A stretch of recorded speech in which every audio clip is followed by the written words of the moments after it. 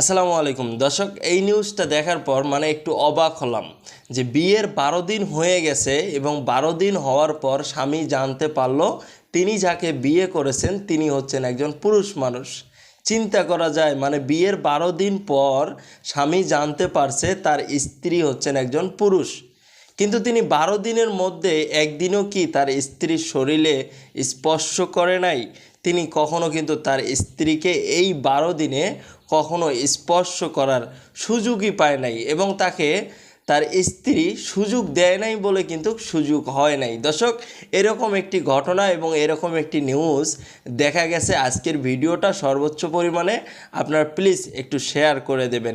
দর্শক, এই যে স্ক্রিনে যে থাকা যে ভদ্রলোককে আপনারা দেখতেছেন, এই ভদ্রলোকের সাথে ওনার প্রেমিকার সম্পর্ক হয় 2023 সালে। সোশ্যাল মিডিয়াতে তাদের একটি পরিচয় হয় এবং পরিচয় হওয়ার পরে তারা চিন্তা ভাবনা করলো যে আমরা 1 বছর ধরে সম্পর্ক করতেছি, আমাদের তো এখন দেখা করার দরকার।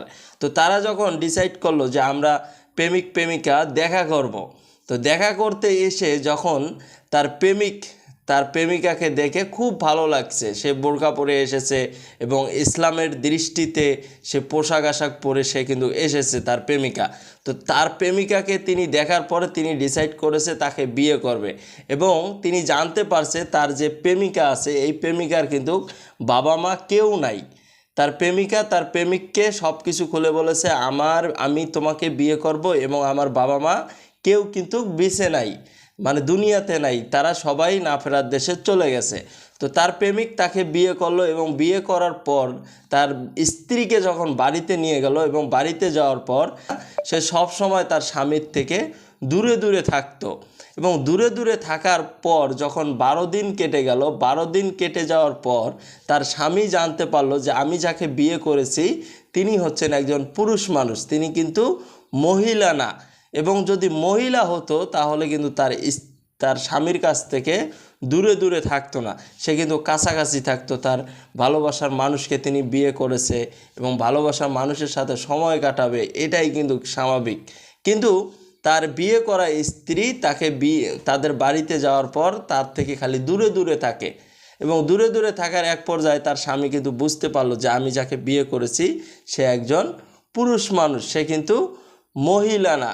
তো পরবর্তীতে তার বিয়ে করা হাজবেন্ড তিনি প্রশাসনের কাছে একটি জিডি করেছে যে আমি যাকে বিয়ে করলাম, বিয়ে করার পর আমি জানতে পারি যে আমার স্ত্রী হচ্ছেন একজন পুরুষ এবং আমাকে প্রতারিত করা হয়েছে। আমি কেন একজন পুরুষকে বিয়ে করব?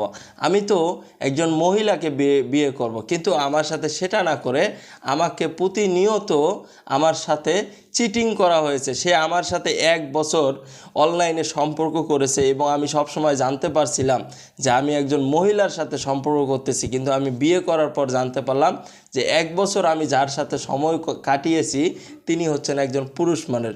তো প্রশাসন বলেছে এই ঘটনাটি যদি সত্য হয়ে থাকে তাহলে কমপক্ষে হলেও তার 4 বছরের সাজা হবে।